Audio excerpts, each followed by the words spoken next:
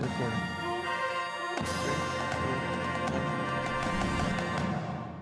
Hello, everybody. Welcome back to Rant Radio, episode 617, coming to you on Wednesday, September 10th. We're going to look ahead to USC's Big Ten debut in 2025. Big Ten opener on the road in West Lafayette. USC and Purdue. We're going to preview the game, give you our predictions, and so much more. As always, you can follow us on social media at Rant of Troy. Email us, rantoftroy@fansite.com, and our phone number, 818-643-7227, Second Whisper and Show. I'm your host, Michael Castillo, joined along with my co-host here in the Rant Troy studio in Los Angeles, Alicia D'Artola. Hello, everybody. Hello. We are back. Ready to talk about good old Big Ten football? Are you excited? Yeah. Yeah. Yay for Big Ten Purdue game. Yeah. This is why USC moved to the Big Ten. These matchups. Yeah. I have to say, I miss the conference season opening with Stanford. Like, I liked the early season rivalry game. The early conference, like, I know sometimes it was, difficult for SC to just, get that punch in the face early in the season or deliver the punch in the face early in the season or what have you. But I as much as we talked about, on Monday that SC schedule is nice, that it's, you're gradually improving the difficulty every week. At the same time, it would be cool if there was like I like Michigan being the opener last year. Yeah, I mean, I guess it depends on how this season plays out, how I'll feel about this. My worst worry is that we just get like a month of being strung along just for the shoe to drop on the other side. But in the end, this might all work in USC's favor and end up being an ultimate plus for the Trojans and set them up for the best possible season, which is obviously what I want for them. So, yeah. We'll see. We'll see. Lots stuff to get to in this episode, but we start with the news, of course.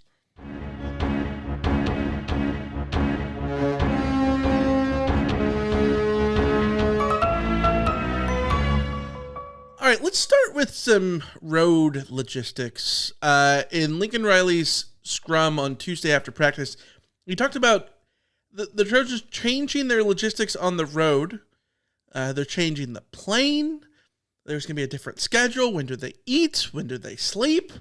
All this kind of stuff. A lot of research went into this, sort of like based on science and whatnot. There was a tweet from USC Analytics. If you follow them on Twitter, if you don't, you should. They're great follow if you're still on the Hellscape app. They said, due to Europe trips, NFL teams learned it was better to leave earlier or late as possible when crossing multiple time zones. Either give enough time to adjust or make adjusting obsolete. Within the States, NFL teams generally leave Saturday for Sunday games. And this sort of reminds me of last year. Indiana came to the Rose Bowl to play UCLA last September, early on in the season. Absolutely jiggle-bagged the Bruins, right? But Curt Cignetti was talking about it that week ahead of the game, and he was quoted saying Walt Harris was the first guy, former Stanford coach and Pitt head coach. Walt Harris was the first guy who was around that wanted to get to the hotel as late as possible Friday night. Do everything on Friday on your campus. That way the players don't miss much class. You have your meetings there. You have your walkthrough there. You may eat there and have your snack there, meaning on campus. And then depending on if you're flying or not, we did it that way at NC State. We did it in Alabama, so my routine has worked for me, and so I'm not changing it. That was Curt Cignetti last year talking about the routine at Indiana. So I've heard, yes, a lot about, like, if you leave later, you don't have to adapt. You just exist. We're not exactly sure the specific details on what SC is going to do on their trip to West Lafayette for Saturday's game, but you got thoughts here? Well, I think that clearly whatever they were doing last year wasn't working, so changing it up if that's what they're doing. It sounds like a good idea to me. Is it enough of a change? How effective will it be? I don't know. Will we even know if it was effective if USC beats Purdue of all teams? Right. I don't know. But, credit to them for thinking about it, I guess. Like, I think that the more elements of your preparation that you are putting actual thought into, and the more you are making a point of researching actually what is the most beneficial way to go about this, the more I respect the way that you operate. So obviously we won't know if it works or doesn't, but at least they're trying something, Yeah, I want there to be a logic behind something. Yes. It doesn't have to be something I agree with, but it has to be something that I think that you've put the time into coming up with an idea that is rooted in logic, and that's what this sounds like. So yeah, I think it's great. I do think that you should, at the end of every year, sort of have some sort of retrospective where you look at everything we did and what were the things that worked, what were the things that didn't, what were the things we can improve on, and if this is something you can improve on, great. Is it something that's going to be obvious that it changes things? Maybe, maybe not. Maybe you won't be able to tell, like you said. But I think it's a step in the right direction of just, being able to be mindful of what you're doing and how you're putting stuff together. I think that's a good sign for the Trojans. The other sort of update from Tuesday's practice is injury updates. 2 players who have missed time lately, missed the Georgia Southern game last week. Kicker Caden Chittenton and running back Brian Jackson were both dressed for practice on Tuesday. That seems like a good sign. They missed last week. Yeah, obviously USC has gotten some good results out of Ryan Sayeri, but Caden Chittenton was brought in to be a star, reliable kicker. So obviously getting him back will be interesting and hopefully give USC more options as far as their kicking game is concerned. And then obviously we want to see Brian Jackson healthy and available to be USC's third back, especially like a short yardage back. I don't think we've ever heard what his injury was, so hopefully it was just something minor that he needed some time off for. The one that we still have not gotten an update on is Alex Graham, the freshman DB who was expected to start at nickel if he had been healthy. Still have seen no indication that he's back at practice yet, so looks like USC will have to continue to rely on a makeshift rotation there at nickel for the time being.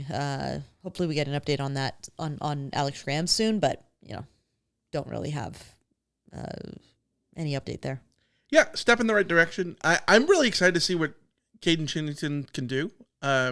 Anytime you have an exciting special teams prospect, insert the my God Ben Griffiths drop here. Probably should have had that on the board ready to go. It's fun. So, I want to see what Caden Chittenton could do as a kicker. And the more the merrier in the backfield with Brian Jackson. It's great. Obviously, you have King Miller producing.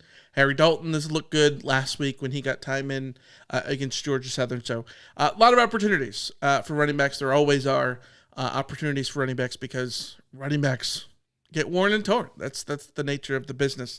And speaking of the nature of the business, Alicia, let's do some business here and talk about Underdog Fantasy. Because, Alicia, it's my favorite daily fantasy app. I love going over there, making picks. It's super great for football because you look at the stat projections and you just see if a guy will go higher or lower than the stat projections. Use that ball knowledge, pick different players and different teams. You can even do different sports.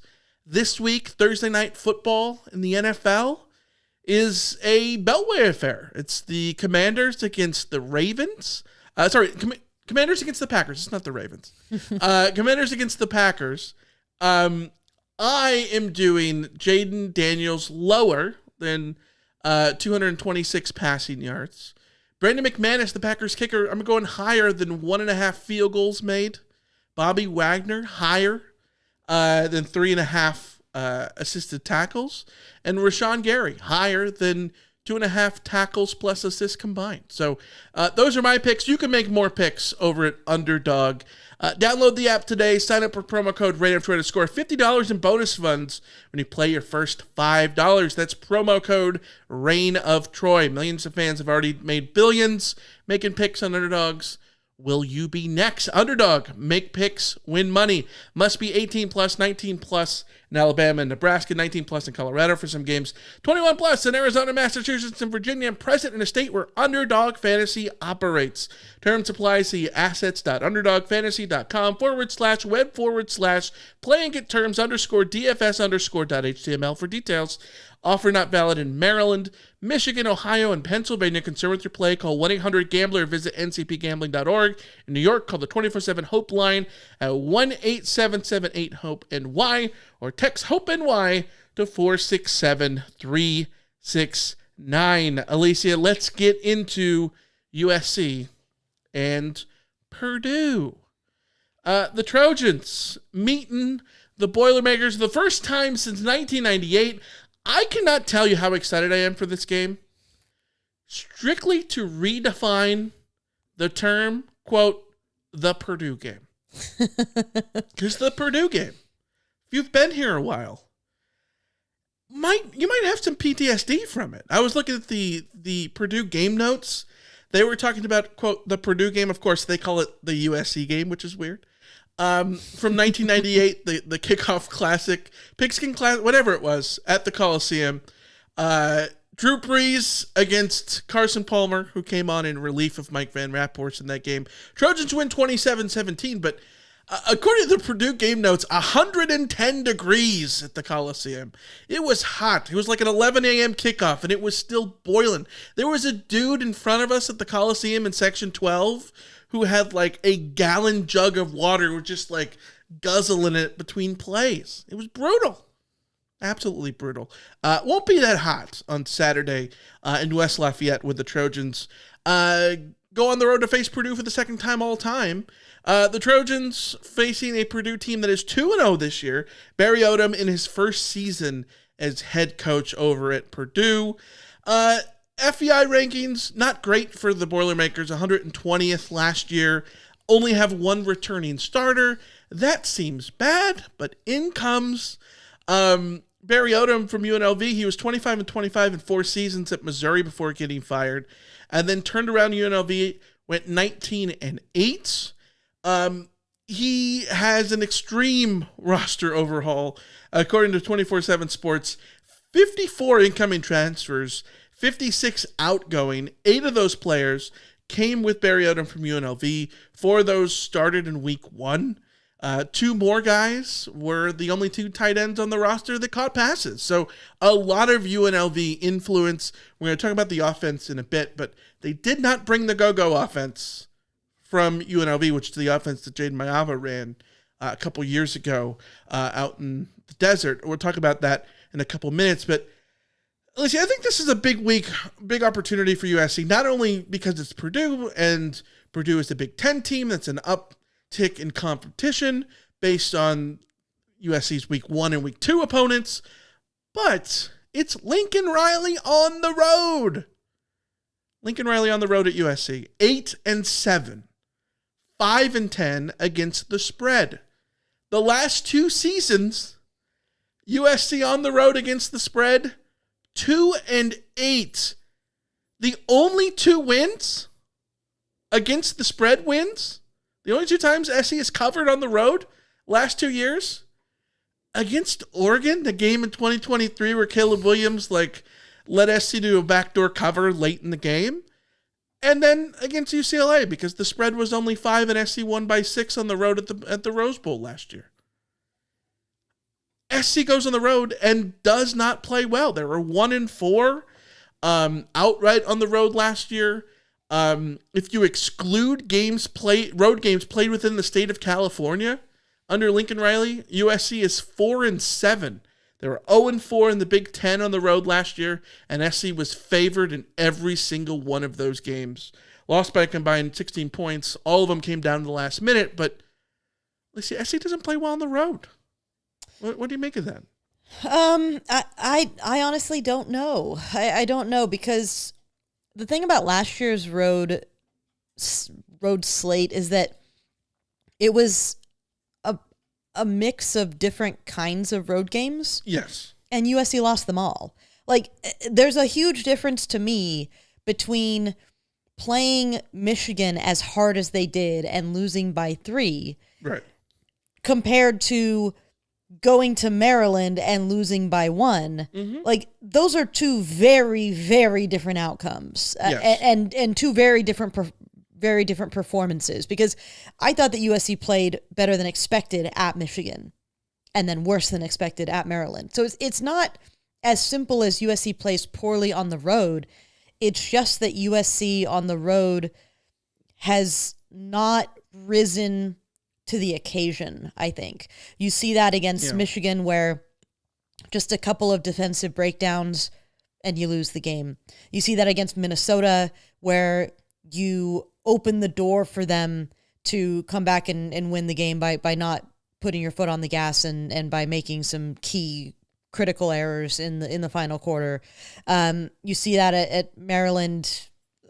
Honestly, I have purged the Maryland game from my memory. I don't even remember how USC lost that game, but they lost it, which says a lot. Yeah. Washington was the elements, it was raining. You and I were there. It was pretty miserable, like, in terms of the weather. Had a good second half, but it was too little too late. Yeah, exactly. So whatever the different hurdles that were put in front of USC in those games, USC just couldn't figure out how to handle any of them. Right. And that's the big question. Is the road brings different kinds of adversity. It's not just being on the road. It's having to be on the road plus have a weather thing, or plus have a stadium thing, or plus have a, off day thing.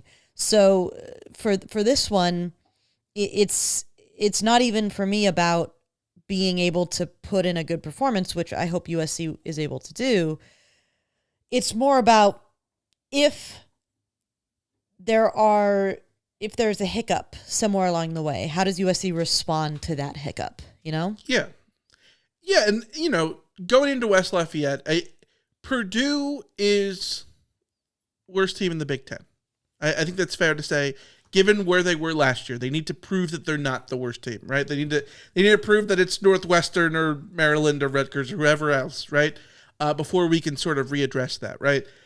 But yes, SC lost to Maryland last year, and they lost a million games on the road under Lincoln Riley. And so because of that, none of these are given wins. Then you add into the fact that there's some mystique playing in West Lafayette. If we say that Iowa's Kinnick Stadium is like the Rice Eccles of the Big Ten, and then maybe like a whiteout at Penn State is like the Big Ten's version of Autzen at night, even though Autzen at night, I guess, is still in the Big Ten. West Lafayette is what? The Big Ten's Corvallis? Kind of? Yeah. Big teams have gone to die there. In 2021 and 2018, Purdue combined for 5 home wins against ranked teams, including number 2 Iowa in 2021, number 3 Michigan State in 2021, number 2 Ohio State in 2018. Iowa and Boston College are also ranked in 2018 when they lost at Purdue. SC's not ranked, so maybe that's good for them, but the point is that, this is not an easy place to play, and it's not an easy place to go anywhere when you cross in the Eastern time zone, when SC has not won in the Eastern time zone in 13 years, right? None of these games are a given in that sense. When you say that out Since loud. Syracuse in 2012, and that wasn't even a true road game.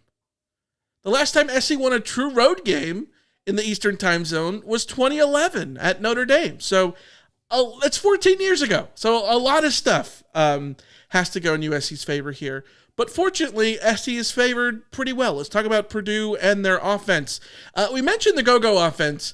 It is not coming along. It did not come along with Barry Odom. Barry Odom's teams ran the go-go offense at UNLV. Sort of an RPO-focused, run-first offense. It was created by former UNLV offensive coordinator and new Sac State head coach Brennan Marion. Relies on a 2-back set where you got 2 backs off to one side of the quarterback in the shotgun. They call it the duo formation. Really popular in NCAA college football 26, whatever it is. It's fun in there. It's a fun offense to watch. They do not run that at Purdue, in part because Josh Henson is their new offensive coordinator. He sound familiar at all? Maybe a little bit. Josh Henson. You sure it's not Zach Hansen? No, it's Josh Henson. Yeah. The former offensive coordinator at USC, in name only, of course. He was USC's offensive line coach, more specifically. He's worked with Barry Odom everywhere at Missouri. According to the Purdue Media Guide, he met Barry Odom when Josh Henson hosted Barry Odom on his recruiting visit to Oklahoma in the 90s. So these dudes are like bros from long, long ago, and the coaching world is very nepotistic. So, of course, they have reunited. They're running a very similar offense to what you would have seen at USC last year, in part because Henson sort of picked up some of that osmosisly from Lincoln Riley, right? And so far, the offense has kind of been hit and miss. Week 1, they were pretty good against Ball State. Yes, it's Ball State, but again, this is the Purdue team that won one game last year, and that was against an FCS team. They averaged 7.3 yards per play against Ball State. Only once did they average that much against an FBS team last year. That was at Illinois when they randomly had a 9.24 yards per play average. Ryan Brown, the quarterback, who transferred away from Purdue, then back to Purdue in the offseason, spent a little bit of time with Belichick at UNC, and he was banned along with the Patriots scouting guys, apparently, and he came back to Purdue. He threw for 311 yards in week 1 against Ball State, 2 touchdowns. The 11.7 yards per pass average, yards per attempt average for Purdue, Purdue's highest in a game since 2017, and that was in week 1. And so that looks good. It looks like the offense is starting to gel. But then you had last week's game. FCS opponent Southern Illinois, the Salukis, go to West Lafayette, and the offense only averaged 5 yards per play. They ran for 214. Devin McAbee, the running back, a guy who stayed at Purdue sort of forever, fifth-year senior guy. Former walk-on. What's that? Former walk-on. Yeah, and he's great story because like they have all these roster changes, and he's one of the guys who's sort of stuck around. He's their Matt Barkley per se, and he had a great game last week, over 100 yards. But you look at the teams who have played FCS teams this year in college football. 81 FBS teams have played FCS teams.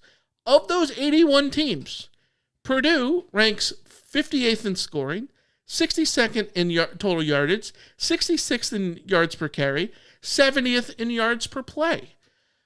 Was that because they had a vanilla, game plan and they were focused more on the run in that game and just so the averages were just going to be lower in that sense? Maybe. I don't want to read too much into it. I think week 1 is sort of, yes, Ball State is not USC, but Ball State is maybe more of a barometer for what to expect. And then you look at USC's defense, where the Trojans have allowed 13 and 20 points against Missouri State and Georgia Southern. They've been fine. They've had their breakdowns. They've given up chunk plays, a lot of them. Among Big Ten teams, only UCLA and Rutgers have allowed more 10-plus yard gains through two games. And that's bad considering that SC played, again, Missouri State and Georgia Southern. Meanwhile, 42.5% of Purdue's non-garbage drives on offense have had a yards per play average of 10-plus, which is 5th in the country. So when Purdue gets their drives going, they get their drives going. Alicia, this is an offense from Purdue, of course, led by Ryan Brown and Devin McAbee, we mentioned. But a receiving core, Armand Branch, he's their top pass catcher in terms of yardage, 132 yards and 2 touchdowns. And then there's a familiar name. Michael Jackson III. Georgia transfer, USC transfer, spent 3 years with the Trojans, got 46 passes in the Cardinal and Gold, won last year in Athens. He had a nice week 1 against Ball State with Purdue where he caught 6 balls. He's Purdue's top pass catcher through 2 games, 7 catches, 79 yards, and a touchdown. Other receiver transfers that are in there, Nitro Tuggle from Georgia also, and E.J. Horton from West Virginia.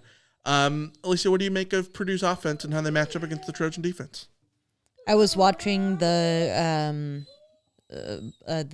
Purdue's game against Eastern. Why am I blanking on Eastern? South Dakota. Southern Illinois. Southern Illinois. I knew it was some directional school. And one of the highlights of watching that game was just hearing Nitro Tuggle's name. It just brings me joy anytime I hear an announcer go like, "There's Nitro Tuggle." It's like, the world is okay. The world sucks, but the world is okay when when you think about somebody being named Nitro Tuggle. This offense is very much Devin Mockbee. He is the most impressive piece on this offense. A little bit like DJ Arnold last week. He's a dangerous runner in between the tackles. USC will have to make sure that they get a hand on him and get him down, fill those running lanes, and keep him from guiding Purdue down the field. But I will say, the Purdue's offense was fine in that game. The week before, obviously, they're playing Ball State. And this is going to come up also when we talk about the defense. Missouri State in FPI, Missouri State, the team that USC beat by 500, they rank 108th in the country in FPI, 94th in offense, 100th on defense. Georgia Southern, the team that USC beat by 30, ranks a little bit lower than them in FPI, 110th. They're 47th in offense and 131st in defense. So pretty not terrible offense for Georgia Southern. Ball State in FPI ranks 134. Now, mind you, there are 136 teams in FBS. 134 with the 130th ranked offense and the 129th ranked defense. Yikes. So, I mean, what I'm saying is that they ain't played nobody. I mean, if USC ain't played nobody, then Purdue has not played nobody either. And I don't know how much that we can take that performance against Ball State, which, it's impressive to score 31 and blank the opposing team in your opener, especially if you're Purdue coming off the season that Purdue had, integrating so many new players onto their team, offensively, defensively, all of that kind of stuff. Impressive start for them. Really quick, jumping in here. Yeah. I'm more impressed that it was 31-0 in a week 1 with all those transfers. Yes. Than just beating Ball State. Yeah. Yes. Well, what I was going to say is that Ball State legitimately might be in contention for the worst team in college football. Yeah. They have scored 3 points in 2 games this season, and they gave up 42 to Auburn. Now, both of those, they were on the road against Purdue, and Purdue was able to be at home there, and the home road factor will certainly be a part of what we see from USC in this game, but Purdue has not really been challenged. And even if I have questions about USC's defense is going to be a significantly bigger challenge for this group than what they have faced thus far. And what they have faced thus far has shown them to be, not without a pulse, but also the quarterback is just fine. I don't think he's particularly special. I say knocking on wood and knowing that he's going to come out and, be a problem for USC. He's got mobility. He can move. He can get out of the pocket if he needs to. He can take off and run. So, USC will have to pay attention to that. They have a good running back. Like I said, I think Maccabee is when you watch this offense, he stands out considerably compared to his peers.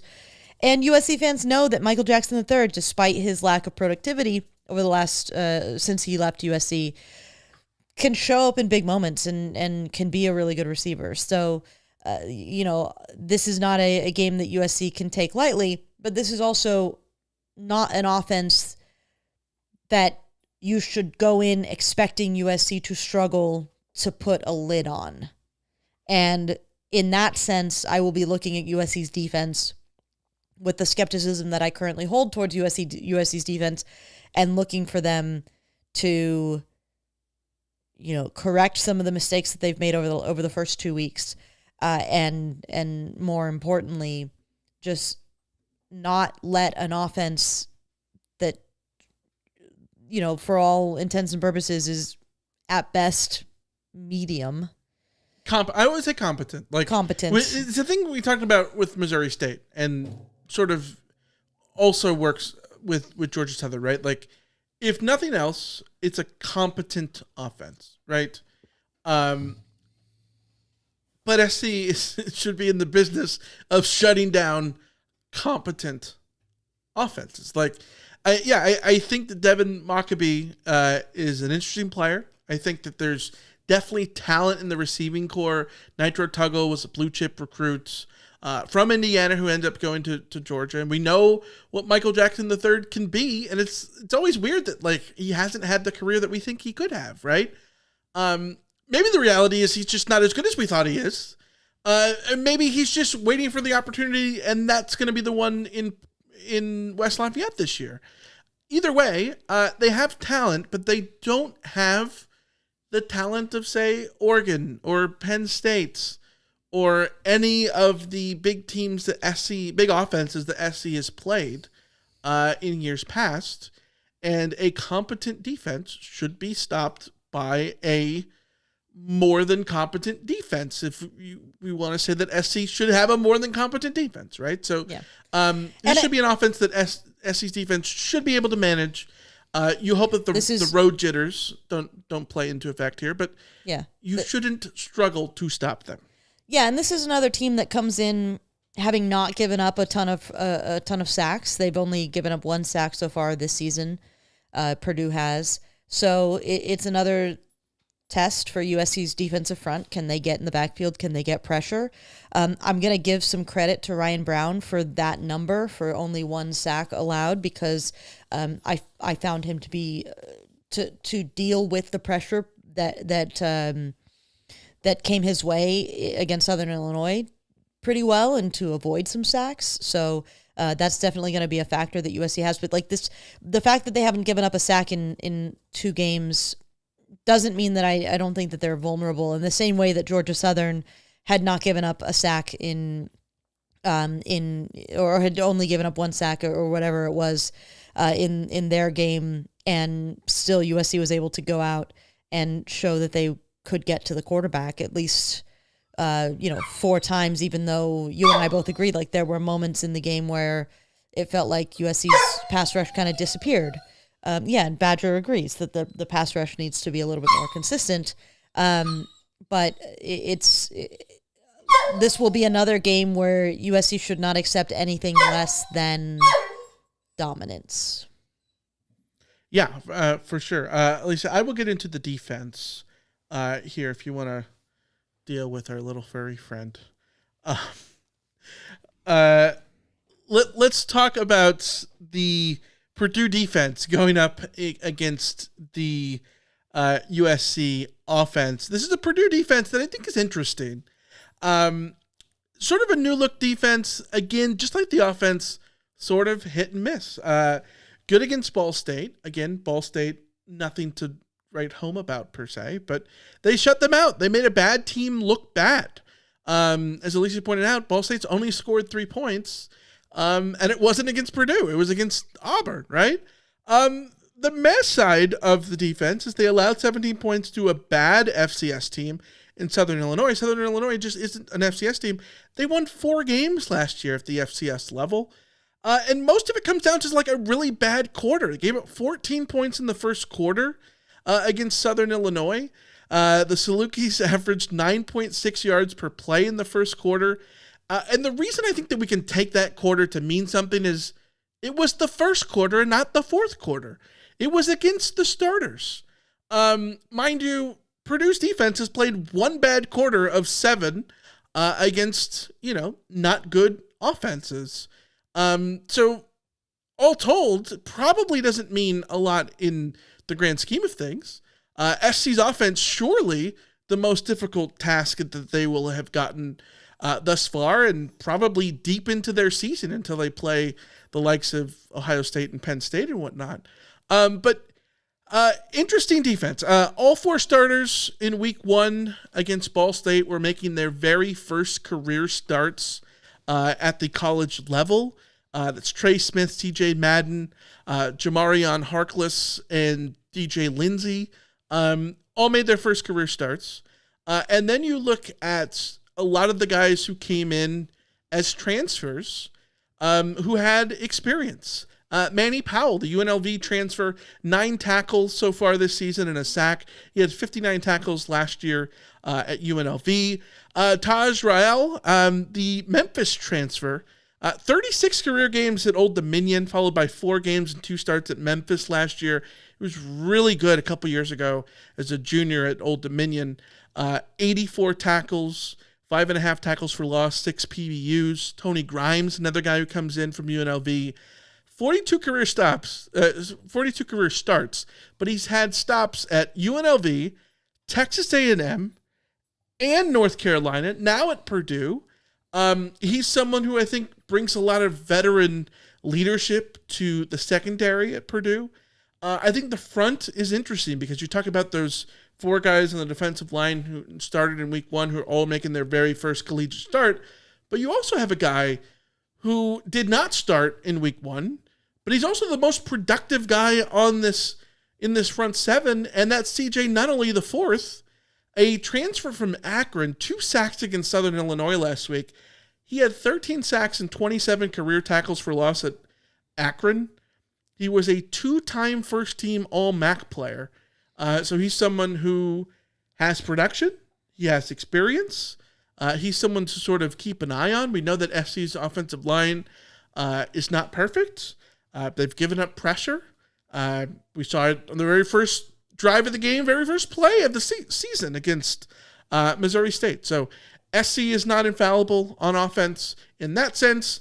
In every other sense of the word on offense, SC is the number 1 offense in the country through 2 weeks in terms of yardage, scoring, big plays, all that kind of stuff, which makes Purdue really have a lot to deal with. The question I think for this offense is, will the offense travel? Can the offense be lights out on the road in the same way? Those were the questions that we had last year, right? There's an offense that sputtered against Washington, albeit with Miller Moss at quarterback. It sputtered against Minnesota at times, sputtered against Maryland to put that game away.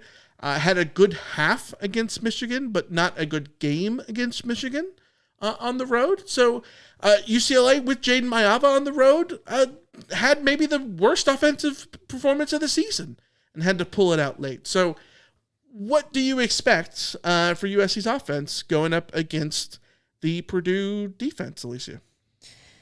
This is going to be very fascinating because we're going to get the rare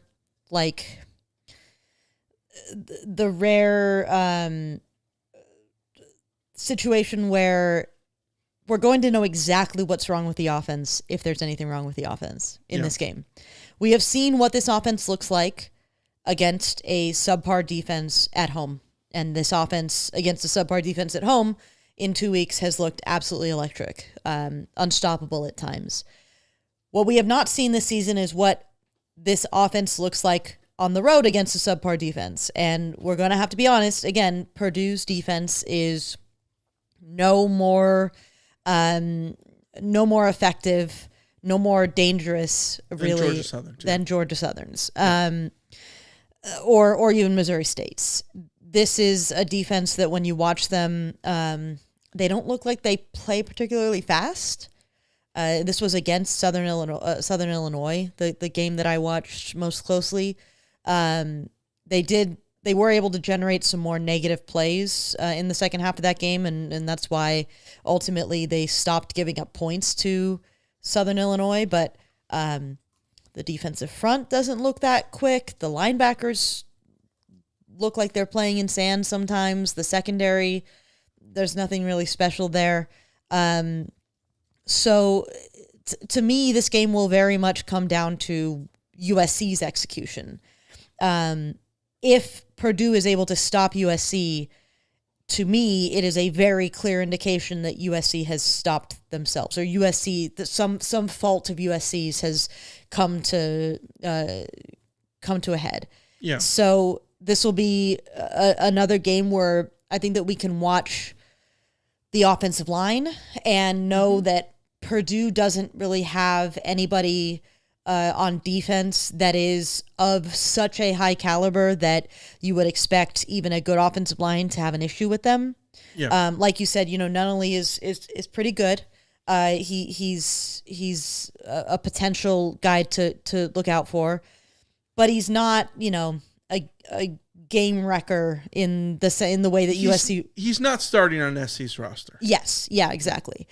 So if the offensive line struggles with this front, then it's probably more to do with USC's offensive line than, tip your cap to the opponent. I think at most what Purdue has to do in this game is play hard. And if Purdue plays hard and USC muddles around and is off kilter because they're on the road or because of one thing or another, then Purdue will have a chance here. But it very much will have to do with what USC does. USC in the run game, I don't see anything in this defense that makes me think that USC couldn't reproduce the same run game that they had against Missouri State and Georgia Southern. Mm-hmm. I don't see anything in this secondary that makes me think that guys like Makai Lemon and Jacoby Lane can't replicate what they've already done in the first two games. Now, does that mean that Jacoby Lane is going to have a ridiculous one-handed catch in this game? That we will remain to be seen. But should Jacoby Lane be able to create some separation, body a guy, catch a touchdown or two? Like, yes, this is again not a secondary that makes me think that USC's top two receivers will be shut down. There will be secondaries in the future where Makai Lemon and Jacoby Lane will really have to prove their worth. This is not one of them, or should not be one of them. So again, it's I know that we've now said this a million times that unfortunately this game, there's more bad to learn than good, but I'll push back on that in a minute. Well, what I say is there's more bad to learn than good in the sense of like USC will be at fault for whatever negative happens to them, but we will be able to potentially apply that to a question of being on the road. The reason I'll say it's more bad than good, because if USC is still having trouble on the road this year against a Ball State, there are much, much, much more difficult road challenges coming up. In fact, every road game after this is a significant challenge. So if USC can't look good on the road against Purdue, then my prediction for this season as far as wins, losses is going to look a lot more present. I'm in danger. That's all I'm saying. Yeah, we'll be pressing that button if they don't succeed on Saturday. I want to get to talk about the Rotometer really quick.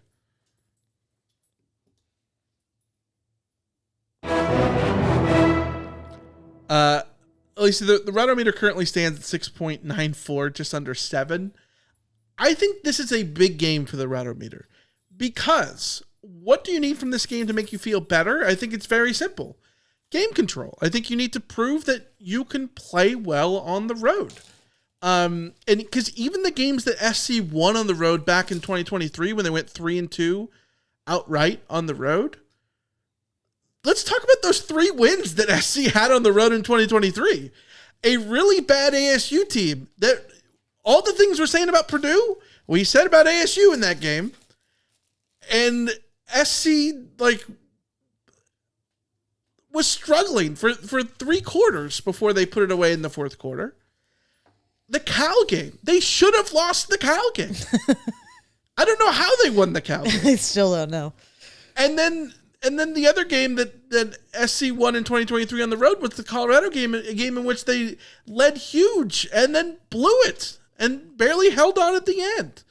And so I will feel a lot better about SC if they have some game control and just take care of business. These first 2 weeks were nice to see SC take care of business against the level of opponents that they had. Good. Checks it off. You did your job. Well done. Now go on the road and do the same thing on the road and prove that you can do the thing on the road. If you do that, I will feel much better about the Trojans going forward. It doesn't need to be a 15-0 blowout. It doesn't need to be a game in which you win by 60 points like they did in week 1.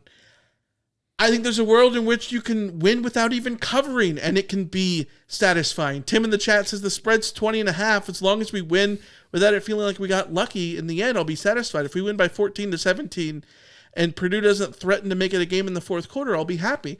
I'm sort of in the same boat. If you win this game 27-10 and you're in control the whole game, fine. You mission accomplished. You know what I mean? And so I just need to see the SC can win on the road, and I'll feel better.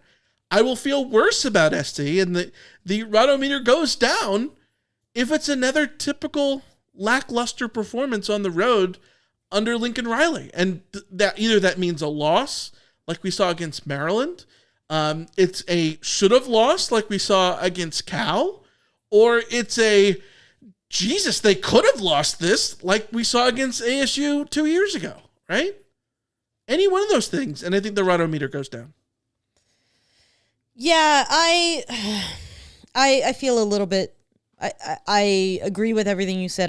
I think I would just take it a notch further on both fronts. I do think it will be a problem if USC wins.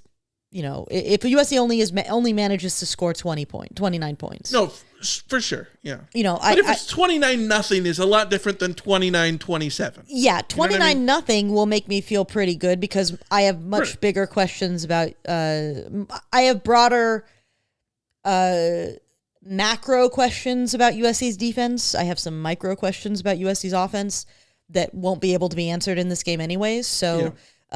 That's a different question. So blanking Purdue will go a long way to convince me that this defense can get the job done the way that USC needs them to get the job done. Mm-hmm. But still, one of the reasons that USC lost so many games last year was because they didn't have a typical Lincoln Riley offense. And the difference between last year and 2023 in terms of record, certainly 2022 in terms of overall success, was very much what the offense was doing and whether or not the offense was living up to their ability. Now, accepting that I still need to see I need to see more before I'm willing to declare the offensive line a non-issue. Right. So if the offensive line is an issue and USC's offense is thus, a touchdown worse than I would like them to be, and it's USC averages 35 points this season. Last year they averaged 30, as opposed to the 40 that I think a Lincoln Riley offense should always be averaging. Then I can sort of accept that, but I still need to see that this offense is able to operate to a degree that we're not talking about USC scoring less than 35 points in a game, especially against a defense that doesn't have the bodies to beat them, Yeah. So yeah, it's definitely multidimensional, and I maybe will come out of a game that is 29-0, and I'll say, you know what, USC was up 29-0, put the backups in, and then it sort of ultimately wasn't as big of an issue because of that, and the first team offense scored 29 points, and that was fine. But I think that I need to see this USC team play well on the road. Yeah. Especially play well on the road, then come back home and play well against Michigan State. Mm-hmm. And then you will feel very good going into the Illinois game, which will be the ultimate determining factor, right? Yeah, because right now I'm open. I mean, I've predicted USC to lose the Illinois game in my season prediction. Having watched the 2 games that we've seen so far, I'm now open to the idea that USC can beat Illinois. I'm very open. I watched Illinois against Duke. They pulled out late in that game, but I think that is a team that USC, under more positive circumstances, would be going in saying like, yes, this is a team that USC can certainly go toe to toe with and beat. But so much of my openness to that is contingent on USC being able to play on the road at any level. Yeah. And that's still something that USC needs to answer. Mm-hmm. So I'm looking for USC, maybe not even to just go out and look fine on the road. Like, I want to see moments of USC looking really good on the road just to prove that they can. Yeah, 100%. We will see. We will see what the Rotometer says. Of course, we'll have the link in the CarCast. And after the CarCast, you can click on the link and vote and all that kind of stuff and see where you think the Rotometer should be after USC and Purdue. All right, let's go to our next segment. So you're going over. I'm doing bold, get over. I gotta take an under here. I got 3 under to take. I'm gonna do an under here. Alicia? Just when I thought I was out, they pull me back in. We're back. We're back with Over Under. Back by popular demand. By popular demand. The people want it, the people get it. We're back, baby. We're doing it a little bit different. Well, we're not really doing it a little bit. We are doing it a little bit different. You guys doing it the same classic way. We are going back to the OG Over Under. Slightly. Mostly. In the sense of we got an email years ago from a Rotbot Jake, not Jake from the Whisperer Show, a different Jake, who suggested that we should do the thing where like we set the line and like we're the house against each other. And I think that is great. I think that is a brilliant idea. I think it makes the thing interesting for us to compete against each other. I also think that sometimes the results it's just a little samey. We end up going 3-3 every week, unfortunately, and like that is not necessarily fun. And so this year we're competing with you guys. We'll be filling out the form just like you guys. We're putting together the over-under lines together before the show, and so we'll run through the 6 lines for over-under now, and then we'll be clicking the link, which you can find in the show notes. If you're watching on YouTube, it's down in the doobly-doo, and then we can sort of go from there, and we'll see where we rank against you guys. It'll be fun. So that way, we're all playing one game, and Lisa, I want to win this thing. I want to prove that I'm better than Scotty C from last year. So, Here we go. First over-under is 16.5 Wayman Jordan carries. At least he had 16 last week. Will he get more? I think USC will simply run fewer plays this week. So I'm going to go with the under here.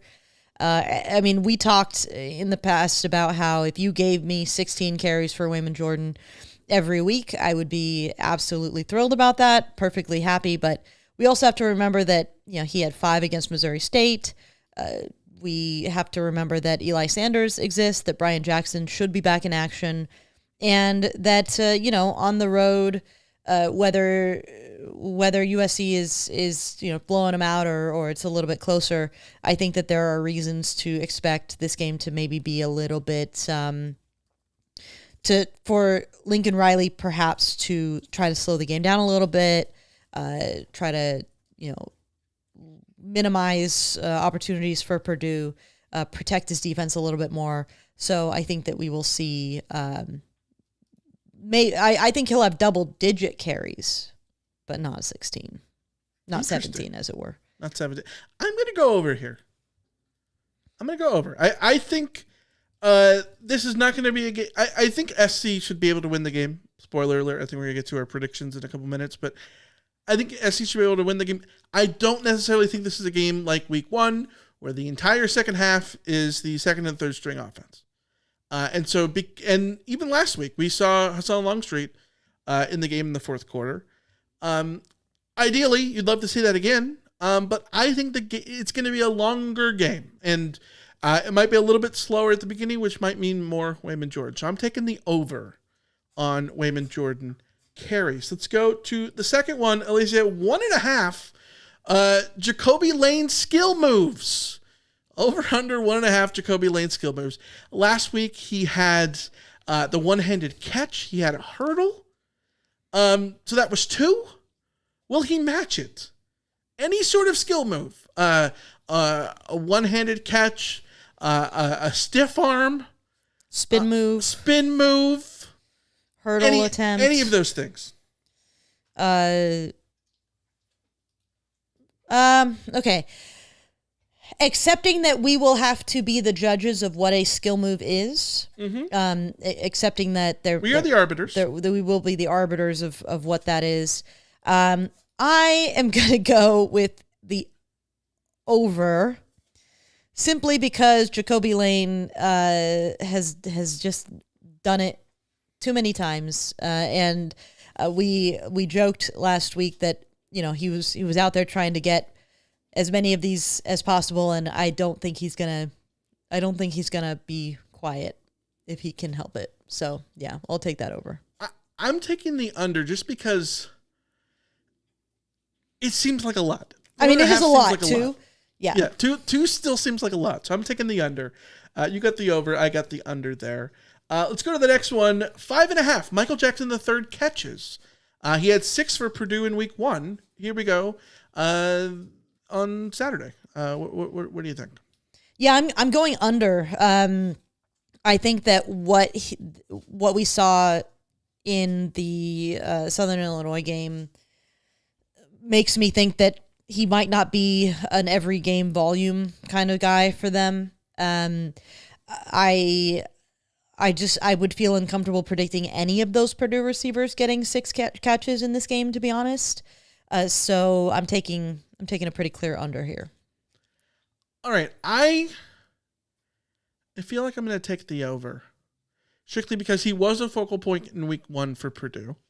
But I also think he's going to want to get his catches here, and I think that he will be a point of emphasis for Purdue, in part because I think he's their best receiver, quite frankly. So we can choose the same thing, right? I know that. I know. I'm aware. Yeah, that's the cool part of of competing against everybody else. Yeah. All right, next one. The fourth line is 2.5. Over under 2.5 USC gains of 30+ yards. The Trojans had 7 of those last week against Georgia Southern, but Purdue is only allowed 2 through 2 games. Again, they played Ball State and Southern Illinois. So take that for what it's worth. Yeah, I'm taking the over here. And the over is basically because I look out and I see Mekhi Lemon, Jacoby Lane, Wayman Jordan, Eli Sanders, King Miller. I see so many potential players who can go out there and in a moment create a 30+ yard play, let alone, the rare like Jaden Mayava taking off and running for 30 yards, which I still think is a possibility. Right. Even though I don't know that he will ever want to be that guy, but I think he could if he tried. So I'm taking the over just because, at this stage you have to pencil one in for Mekhi and pencil one in for Waymond and pencil one in for Eli and King. So I'm already up over 3. Yeah, I'm taking the over, but I will say if it was 40+, I'd take the under. Yeah. Just because, like, last week they had, like, I think there were, like, several 50-yard plays and that kind of stuff. It's hard to predict those. You know what I mean? 30-yard gain. I think you can just have a 30-yard gain. So I'm going to go over on the 2.5 30-yard gain. So we agree. We agree on that one. Let's go to the fifth one. Over under 0.5 tight end touchdowns from USC. Give me USC that over. tight end touchdowns. Smash that over. I actually think this is a case of optimistic, Alicia. I'm just saying, Lake McCree looks He caught one against Missouri State. as spry as he's been. And Walker Lyons looks good. Yeah, and even though Lake McCree didn't catch a touchdown against Georgia Southern, he was still utilized fairly consistently when USC needed him to. Yeah. We saw them make a point of getting the ball to Walker Lyons in that situation at the goal line, whether that was an RPO or not. Like, that was still a play designed to put Walker Lyons in a position to potentially score a touchdown. So I think that USC, I think the biggest threat to USC in the tight end touchdown is honestly the gains of 30-plus yards situation, because I don't think we're going to see tight end touchdown of like, I mean, maybe we saw how long was Lake's touchdown against Missouri State. You never know. But I think that if USC is down near the goal line, if USC is inside the 15, I think there's a pretty decent chance that if it's not Jacoby Lane catching a touchdown, then it is a tight end. I think that's fair. All of that I agree with in principle. I'm taking the over. SC had tight end touchdowns the first two games. I think they're due for a no touchdown game. Doesn't mean that it won't be productive. But so you're taking the under. Taking the under. Okay. Yes. Taking the under, which will be a no touchdown tight end game. Again, doesn't mean I don't think they will be productive. Let's go to the last one. King Miller rushing yards over under 29.5. I'm putting 29.5, which is if he gets to 30, which would give you the over here. That's the number that he wears. So that's why we went with the line at 29.5. Will he get his jersey number? That would be his season low for what it's worth. But it's a road game. It's a Big Ten opponent. All those things. 29.5 King Miller rushing yards. What do you got? I want to take the over so bad. I love me some King Miller. But I've also been a little bit too optimistic in taking these, in picking these. And I think that we're more likely to see King Miller if USC is up big and comfortable and, in similar vein to Missouri State and Georgia Southern. And I don't know that we're going to see it quite be that comfortable for King Miller to be given the opportunities he'd need. So I'm going to take the under. I'm also going to address Fight on Natty's in the chat. He says, isn't Miller a walk-on? I thought that walk-ons don't travel. Yeah, that may be true, but he's also USC's number 4 running back, and the number 3 running back may or may not be healthy and ready to go. I think that if I was USC, let's put it this way, I would be surprised if King Miller didn't travel for this game, based on the way that they've used him already. I want to say the walk-on doesn't travel thing is, I don't think that's like a mandate, right? It's not. Well, I guess because a lot of times special teamers don't. I was going to say it's not that walk-ons don't travel. It's that a travel roster excludes a significant chunk of the roster, and a significant chunk of the players who wouldn't be on your travel roster. Yeah, it's a de facto, not a de jure. Yeah. But I think that at this stage, is USC only going to bring Waymond, Eli, Brian Jackson, and Harry Dalton? Yeah. I mean, maybe, but I'd bring King Miller. I keep thinking that at any moment, King Miller got his finger pricked and he'll be a made man and be a scholarship player. Yeah. So, I'm going to take the under. Not because I doubt King Miller. I just think that, I think we're going to see more Waymond Jordan, more Eli Sanders. In a perfect world, it'd be great if SC won this game by 50 points and had all those guys rotated out, and so the third quarter could be all Harry Dalton and King Miller. That would be great. Prove me wrong. It'll be great. But I'm taking the under there. So, again, the link is in the doobly-doo on YouTube. It's in the show description on Apple Podcasts or wherever you listen to your podcast, Spotify, wherever.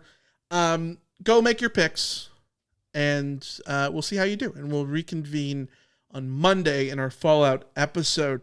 Alicia, let's get to our game predictions. Vegas spread, USC by 21. FEI has USC by 19.7, which basically is a 43-23 USC win. Alicia, what's your prediction?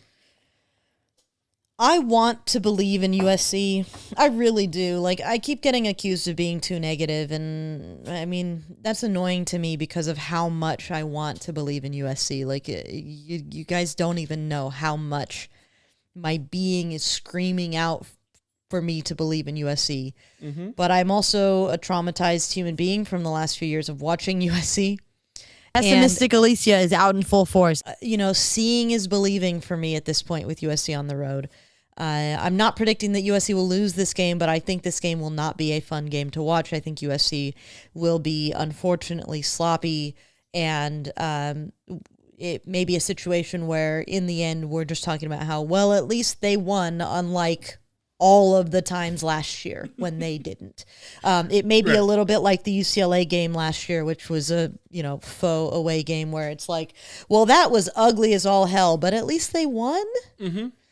So I'm going 35-24. I will not be happy about that 24 for the record, but I am going 35-24.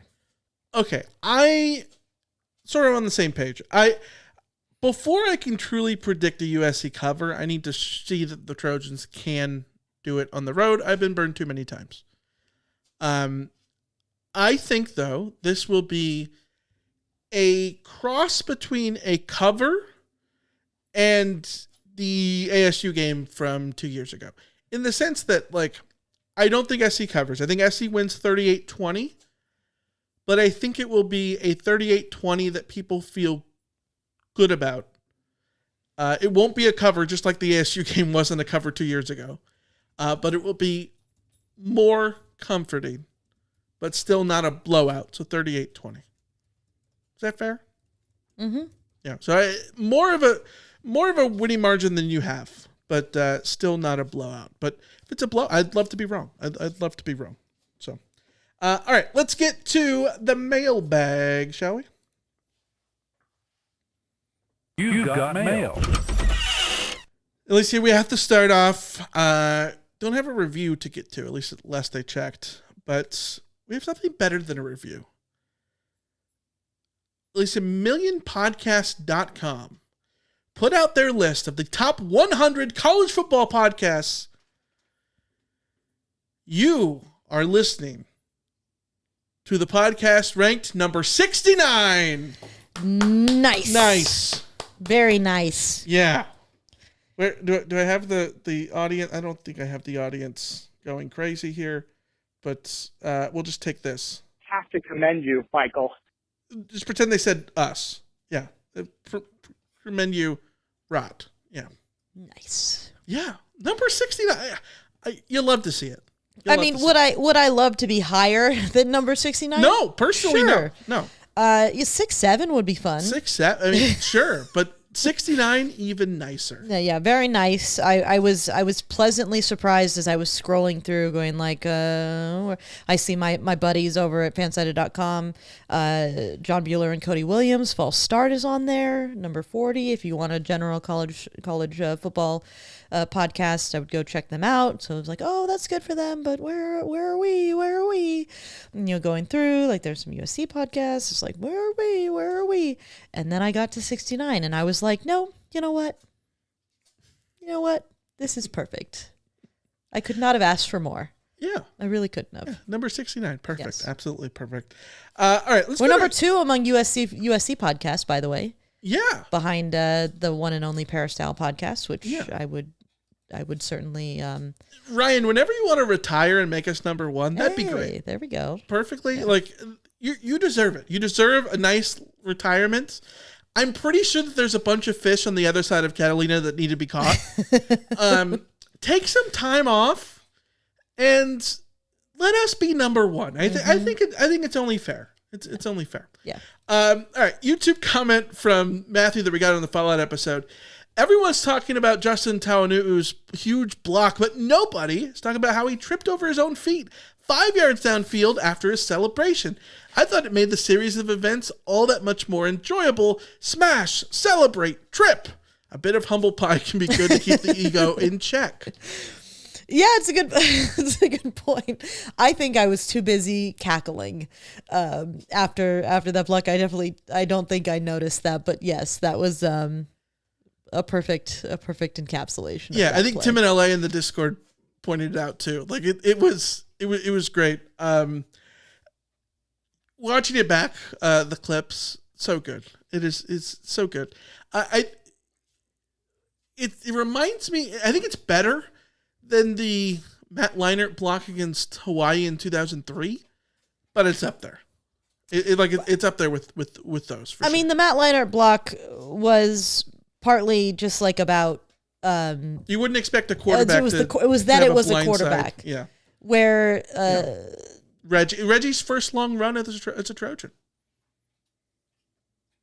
Was that really? Yeah, 2003 against Hawaii. But yeah, it was. SC won 62-32. This was just such a he blocked that guy like if they had thrown me out there and had me try to go after somebody and like Justin Town basically threw him to the ground the way that he could throw me. Looked like a rhino that is chasing a gazelle and like catches up to the gazelle and then just like throws down, the gazelle away with the horn. Yeah. Hell of a play. Email from Tony, Michael, Alicia. This is Tony from the Nora in PA. Hey, we did what we needed to do. Next stop, West Lafayette, Indiana. Positives, offense. The offensive line did a good job creating lanes to run through and kept Jaden clean for most of the game. Running game and the passing game was outstanding. Defense had great pressure on the quarterback. The negatives, on offense, it was hard to find anything when a team has 755 yards of total offense, anything negative. On defense, too many big plays from the run defense. Also, the breakdowns in the secondary. Tony says, I'm going to give the defense and Denton Lynn the benefit of the doubt. Right now, he's moving a lot of guys in and out of the lineup to see what his best matchups are. I expect the lineup to be more stable going forward. Fight on, Tony in Denora, PA.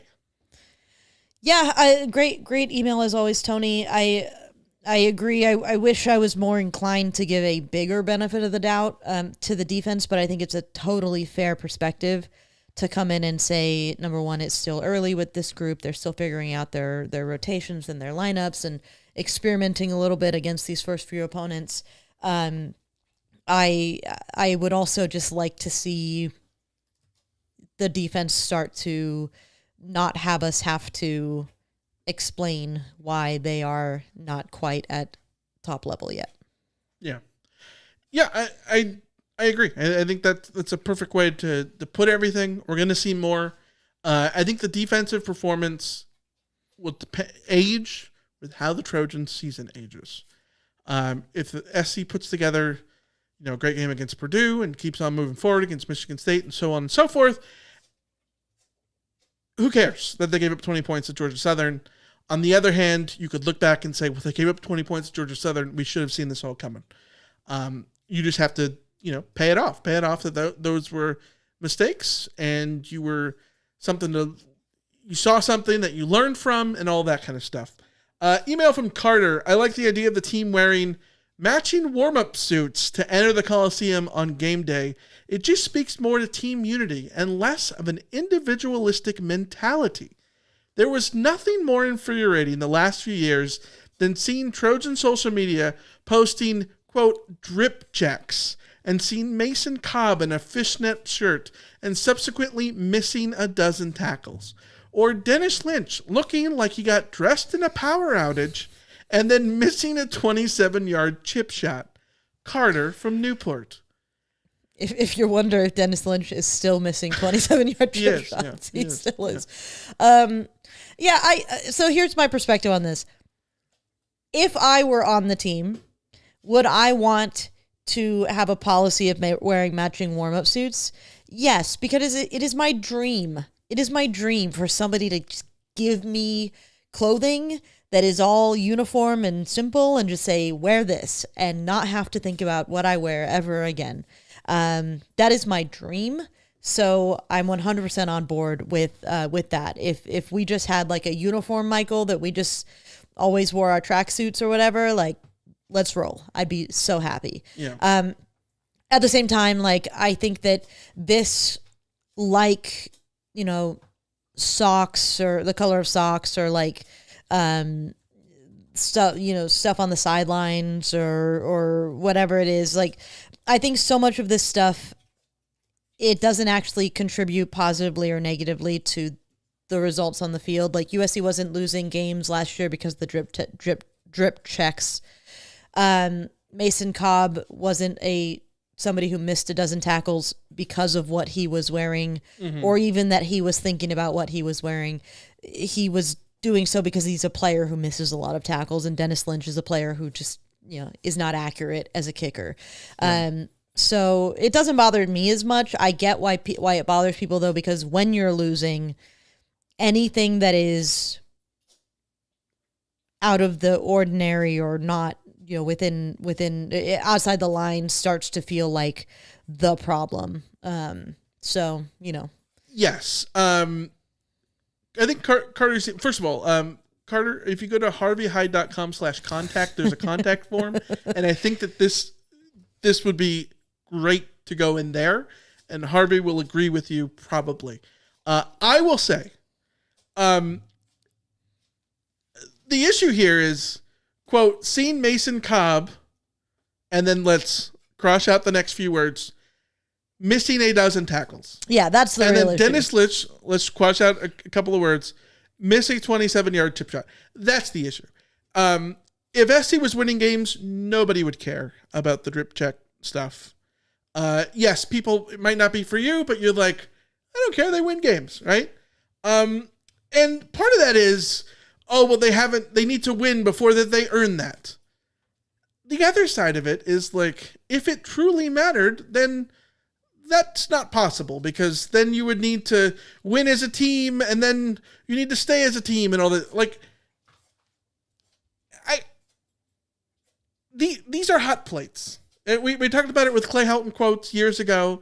It's the hot plate. When you go to a Mexican restaurant and they put your enchilada combo with double beans down, no guac, extra sour cream right in front of you, and they're like, "Oh, it's a hot plate," and you touch it, you were it's a hot plate. You know what I mean? Like, how best can I explain this? Like, it's these are uncomfortable things if you make them uncomfortable, but you don't have to make them uncomfortable. You can just scroll past it. These are the drip checks are not why USC was losing games last year. I understand that, like, the juxtaposition of those with a 6-6 regular season record. At the same time, I think there's a recruiting element to, like, giving guys freedom to be individuals and whatnot. At the same time, like, it all just comes back to winning games. If you win games, I don't care what you say in a press conference. I don't care what you do, what you wear to games, what you do to anything. You're winning games, and people will overlook everything else. If you're losing, literally everything becomes an issue. The one thing I'll say is that, like, I don't mind a new strength coach like Tremaine Carroll coming in and changing some things. Like, sure, I don't think substantively it's really about the drip check, but I do think that a new strength coach coming in and applying different standards and asking different things of the players, it probably is a good thing, if only because sometimes shaking up your routine, shaking up your approach can sort of reset your brain and all of that. So, like, yeah, I don't think it's here's, I guess the crux of it is, I don't think it's a bad thing that they're wearing warm-up suits. Like, yeah, I'm in support of it. I also just didn't think it was the main issue. You think that deep kind of thing? Yeah. Well, I think it's like when the players go topless in warm-ups. Yeah. If you win and it's a cold game and you're like, God, they were so badass. They just showed up there, just pecs out, and like, oh, they were ripped. They're ready to go. If you lose, it's like, yeah, who do these guys think they are? Like without any shifts during warm-ups, you know what I mean? It comes down to whether you win or lose. No, my favorite thing is when they come out without shirts, but they're all wearing like baklavas, like covering their heads. And it's like, guys, this is not as like you're not as tough as you think you are if you're also covering your head like that. Like, yeah. Find out Eddie's in the chat said the way Michael pronounced enchiladas. What's wrong with enchiladas? How do you say enchiladas? Am I supposed to say enchiladas? Well, I'm not gonna like randomly go like you always like joke my mother about your mom. Like, you would you like a to, tortilla? Yeah, would you like a tortilla? Yeah, it's like just say tortilla. We're whitewashed anyways. I do feel weird when I order nachos and I'm like, yeah, I'll take the nachos, blah blah blah. With no guacamole. Like, it sounds weird, but it also sounds weird to be like, yeah, I'll take the nachos with no guacamole, please. Yeah, like, but you can say like guacamole. Like you can say it without the you can. There's an in between the guacamole. Right, like it's the going to Paris and asking for a croissant. Yeah, exactly. Like you say croissant. Like merci. That's fine. All right. Last YouTube comment we got from Cameron up at the beginning of the chat. What was more shocking for Alicia? Jacoby's one-handed catch or Rachel Riley's elimination on the Big Brother? Okay, so here's the thing. While I'm watching football and a player does a cool football thing, as shocking as it might be, it's more cool than shocking because he's doing a thing that one does on the football field. It would be more shocking if Jacoby Lane, went and caught a touchdown pass and then, I don't know, pulled out a guitar and started singing Taylor Swift songs. That would be shocking because that's not something you see on a football field. That's not part of the sport of football. What was shocking about Rachel Riley getting eliminated, and we have to say eliminated because she was not evicted, which is the game of Big Brother where you are evicted by your fellow house guests. No, Rachel Riley was eliminated from the game 60 days in and sent to the jury house. It wasn't Big Brother. So yes, that was more shocking to me because that is not what the game. That's not the game that they're playing. That's akin to Jacoby Lane pulling out a guitar and singing Taylor Swift. God, I hope he wouldn't do that. My ears would bleed. Yeah. Tim in the chat says baklava versus balaclava. Is it balaclava? That's right. I think it is. And baklava is the food. Yeah. Sorry, I get them mixed up. But either way. I think I had baklava on a cruise and I didn't like it, correct? It's like nuts, right? Yeah, it's like a nut. The filling is kind of like a nut thing. Yeah, baklava is fine. It's not my favorite, but it's fine. Yeah. All right. We'll be back after the game on Saturday. The game is at 12:30 on CBS, so we'll probably do a CarCast like at 4:30ish or so on the YouTube, live on YouTube. But also, Alicia will be live right there at 12:30 to do her watch along. So you can join us here to watch the USC Purdue game with Alicia and with me randomly chiming in as a producer every now and then. Yeah, should be fun. Hopefully fun. We will see. We haven't seen me go full Cheryl yet. So, every game is another opportunity for me. It's a road game. It might be due. Yeah. Just saying. Yeah. All right. Are we good? We got everything? I think we got everything. Yeah. Okay. Go register for your World Cup tickets and then go pick your picks for over under. Hit the link in the show description. And until then, we will see ya. See ya. See ya.